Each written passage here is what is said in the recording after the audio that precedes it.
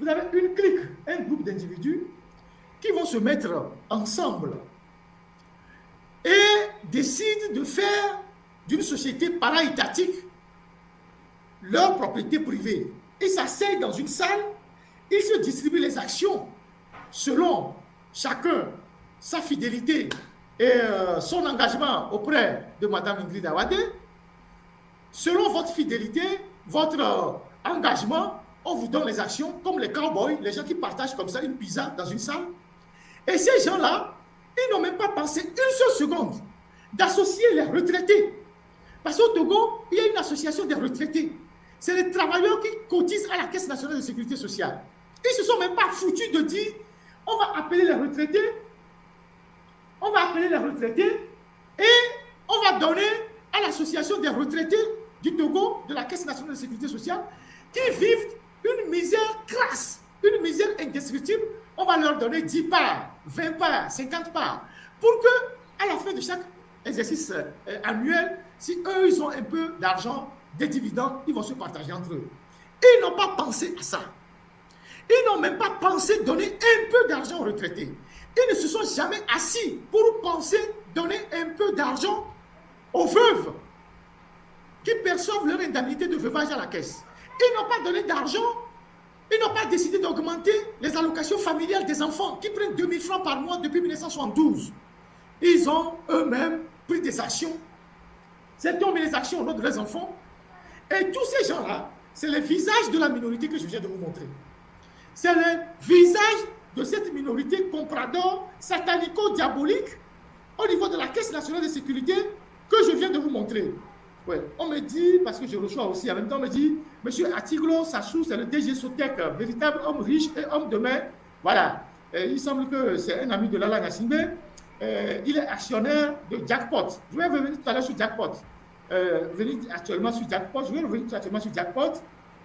La société est en charge de l'entretien du marbre de Lomé et des villas présidentielles. Et en plus de construire des villas pour le président via les commandes de son frère Lala. Donc, c'est quelqu'un qui est proche de Lala Nassimbe qui s'appelle Atiklo Sassou. Donc, lui aussi, il est actionnaire. Donc, c'est une minorité des gens qui se sont choisis eux-mêmes pour sectionner, saucissonner une part de l'économie et se faire beaucoup d'argent. Beaucoup d'argent, au détriment de ceux qui cotisent, de ceux qui triment, de ceux qui vivent mal, de ceux qui en ont le plus le droit. La société Dream BTP a construit, je pense, 4 ou 5 villas à Kara pour 500 et quelques millions en 2012. Je retrouve les chiffres tout de suite que je vous les lis. Ça, c'est dans le rapport de la Cour des comptes. Je peux trouver rapidement ça.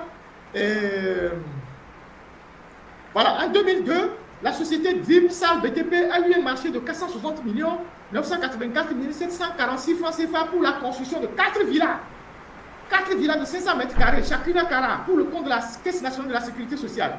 Vous voyez des gens qui eux-mêmes sont déjà actionnaires dans une société, ils s'octroient eux-mêmes les marchés pour aller construire des villas au nom d'une autre société dont le décideur est déjà actionnaire.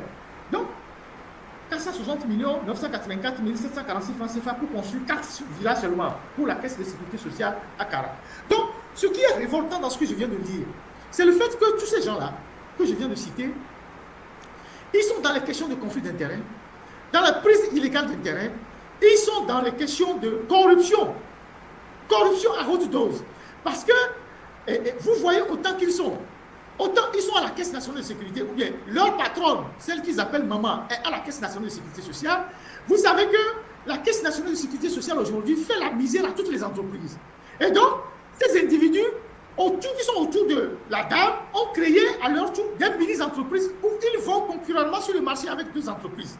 Ça veut dire que demain, s'ils ont une entreprise concurrentielle qui les dérange dans un appel d'offres, ils vont demander à la dame de bloquer et de faire tout pour que l'autre entreprise ne passe pas. Parce que c'est la dame qui a la Caisse nationale de sécurité sociale qui délivre le quitus social aux entrepreneurs. C'est la Caisse nationale de sécurité sociale qui délivre le quitus social aux entrepreneurs pour que les entrepreneurs puissent aller concourir dans les appels d'offres.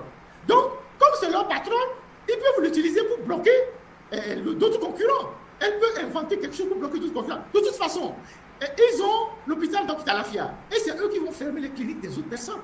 Ça veut dire que ce sont des gens qui sont jugés partis. Parce qu'ils sont actionnaires dans Doctalafia et ils vont fermer d'autres cliniques en ville. En disant que oui, ils n'ont pas déclaré tel employé, ils n'ont pas fait ci, ils n'ont pas fait ça, ils n'ont pas fait ça, ils n'ont pas fait ça. Donc, comment est-ce qu'on peut gérer un pays comme ça, dans cette salade? Si Faure Gnassingbé ne le savait pas, maintenant il le sait.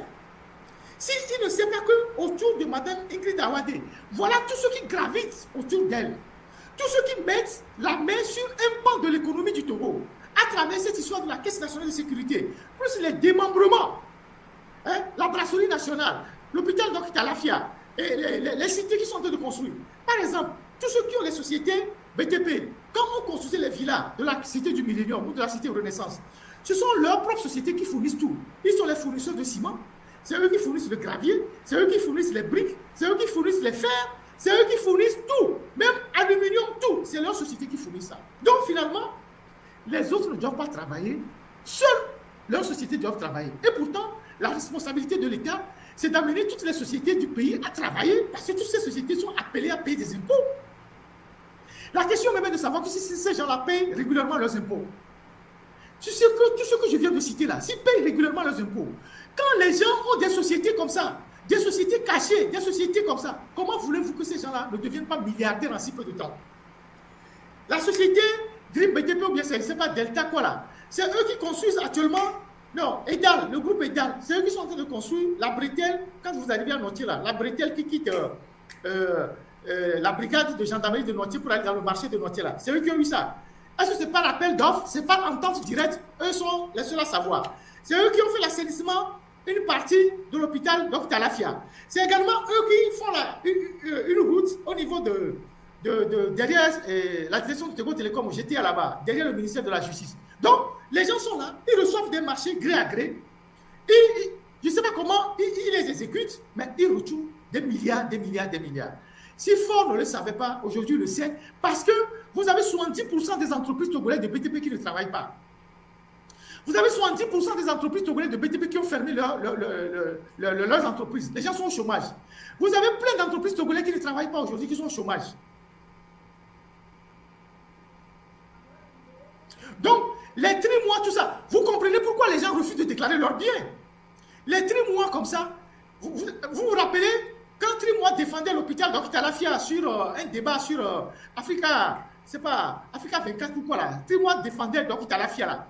Tri-mois défendait rigoureusement d'Octalafia sur Africa 24 ou je sais pas quoi là. Je sais pas si vous vous rappelez. Il y a une vidéo comme ça de Tri-mois qui défendait vigoureusement d'Octalafia.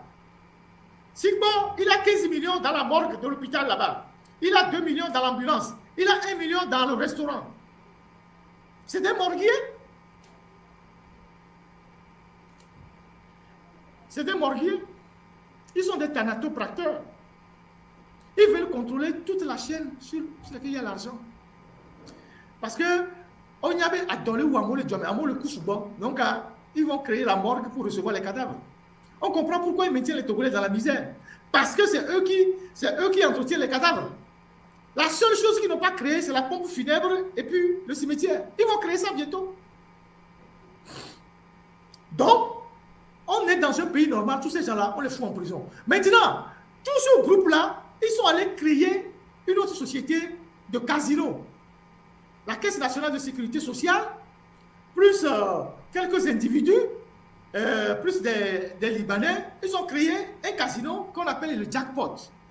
Ils l'ont créé sous les cendres de Lydia Ludic. Si vous pouvez passer la photo centrale du casino, ce casino-là, qui est pratiquement collé à MRS Novici, qui est un domaine que la Caisse a récupéré pour construire des villas. Si la technique peut me passer la direction du casino, puis ils appellent Jackpot. Le casino Jackpot, vous trouvez dans le casino Jackpot la plupart de ces individus que je viens de citer là, et ils ont investi dans ce casino-là. Et ce casino, vous connaissez le principe du casino. Le principe du casino, c'est que le casino sera blanchi de l'argent. Et c'est la technique à l'image du casino. Sinon, je peux vous taguer, hein, si vous n'avez pas l'image.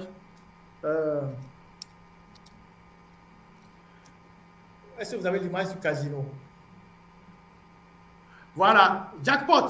C'est au niveau de la station MRS. L'immeuble est collé à la station MRS à Novici. Et vous savez que c'est Ingrid Awade qui est la présidente du conseil d'administration de la Lonato. Et c'est la Lonato qui donne les licences pour les casinos et les jeux dans le pays. Donc, quand ils ont fermé Lydia Ludique est partie, ils ont créé ce casino sur les centres de Lydia Ludique. Et ce casino, vous connaissez le principe du casino. Le principe du casino, c'est que c'est un circuit de blanchiment d'argent. C'est-à-dire, vous avez des millions, ou des millions, des centaines de millions à la maison, vous ne pouvez pas aller le déposer dans une banque, on va vous demander la provenance de l'argent, mais vous ne pouvez pas le mettre dans une affaire, on va savoir, alors vous allez jouer au casino. Quand vous allez jouer au casino, vous êtes vous-même déjà, vous êtes actionnaire dans le casino. Vous êtes déjà actionnaire dans le casino, vous allez jouer le casino. Et comment jouer le casino? On ne vous donne pas de reçu, c'est-à-dire, vous allez au casino, vous pouvez jouer 10 millions, 20 millions, 30 millions, Ford lui-même est un grand joueur de casino. On ne vous demande pas d'où vient l'argent, vous venez jouer au casino. Mais comme vous-même, vous êtes déjà un actionnaire du casino, le casino prend la recette du casino, la Lonato certifie, puisque c'est la Lonato qui donne la certification, qui donne la licence, et vous allez à la banque, vous déposez l'argent à la banque, vous direz que c'est l'argent du casino. Et c'est comme ça que les gens blanchissent l'argent. Et donc, ce casino que vous voyez là, c'est la direction centrale de ce casino jackpot. Ils font au moins des chiffres d'affaires de 500 millions par mois. À Lomé là-bas. Quel Togolais a suffisamment mangé pour aller jouer au casino qui a 500 millions? Et nous, à Goudako, les Libanais, ils n'aiment pas jouer au casino. Rares sont ceux qui parlent mieux qui jouent au casino. Les Chinois, ils jouent leur propre jeu. Ils ont leur propre casino, ils ont le Konami. Et les fonctionnaires togolais n'ont pas d'argent pour jouer au casino. Ils vont jouer juste la Lonato, les petits Lonato du quartier là. Mais ceux qui vont jouer au casino, c'est la minorité. La minorité satanico-diabolique. Donc, les gens qui ont de l'argent à la maison, ils ne savent pas quoi en faire. Ils viennent jouer au casino. Et après, on prend les recettes du casino, on va les déposer à la banque. Et comme ils sont tous actionnaires du casino, ils se partagent après l'argent. Et donc, ce casino jackpot a aujourd'hui 80 points d'attache sur l'ensemble du territoire. Ils ont 80 points d'attache sur l'ensemble du territoire. Donc, non seulement ces gens-là, ils produisent de la bière pour intoxiquer, tuer la jeunesse togolaise, ils vulgarisent aussi les jeux de hasard. Et ce casino est différent des petites machines que la Lonato donne. La Lonato a déjà, il y a 2 ans, distribué au moins 1000 machines pour jouer les jeux dans les quartiers. Les petites machines de Lonato là. Donc, voilà comment les gens gèrent le pays. Et les gens contournent le fisc, les gens blanchissent l'argent, les gens mettent l'argent dans l'immobilier, dans les entreprises de BTP, dans la morgue, dans les hôpitaux qui leur appartiennent. Et la minorité, elle a pleuré. Donc, chers compatriotes, voilà ce que moi j'ai voulu sortir aujourd'hui. C'est la première partie, hein, c'est la toute première partie du dossier que j'ai voulu faire aujourd'hui sur la Caisse nationale de sécurité. Et moi, comme je suis fondamentalement contre l'injustice, ce que je plaide, c'est que il faut que la Caisse nationale de sécurité augmente les allocations familiales des enfants, augmente les pensions de retraite des retraités, associe les retraités à ces investissements pour que les retraités aient aussi leur part. Vous ne pouvez pas manipuler autant d'argent des retraités, des travailleurs, des fonctionnaires et vous enrichir sur leur dos. Ce n'est pas normal. C'est une injustice inacceptable. Vous ne construisez même pas des villas de moindre coût pour les fonctionnaires. La Caisse nationale de sécurité aujourd'hui ne construit pas des villas de 5 millions, 10 millions pour les fonctionnaires. Vous êtes incapable de construire des villas. Vous construisez des villas de milliards pour la minorité. Mais ce que la majorité doit obtenir, vous refusez d'augmenter ça aussi. Les fonctionnaires ne peuvent pas les soigner à Talafia. Mais regardez comment vous partagez les actions dans les entreprises. Et donc, moi, j'interpelle Fogna Sibé parce que je le prends au bénéfice du doute. Je dis, je n'ai pas encore vu son nom dans l'actionnariat. Peut-être qu'il est caché dedans, mais la minorité qui le supporte là, parce que les maîtres Indjelé là, c'est eux qui ont les dossiers de l'État. Ils sont aussi candidats aux élections municipales à Kara. La pétition d'Ingrid Awade, son mari, M. Dever, c'est à lui que Ingrid a confié un aspect de tous les dossiers de AMU. Comment vous définissez AMU? AMU, assurance maladie universelle. J'ai la tête qui chauffe. Assurance maladie universelle. Voilà. C'est ce blanc-là qui est le mari de la sœur de Ingrid qui a le marché de toutes les impressions des documents qui concernent AMU. C'est aussi là un conflit d'intérêts. Parce que c'est le mari de sa sœur. Non seulement sa sœur est actionnaire, mais on donne des marchés à ce monsieur. C'est incroyable. Donc, lui, il est là, il est tranquille à Lomé parce qu'il a marié la sœur de la directrice générale.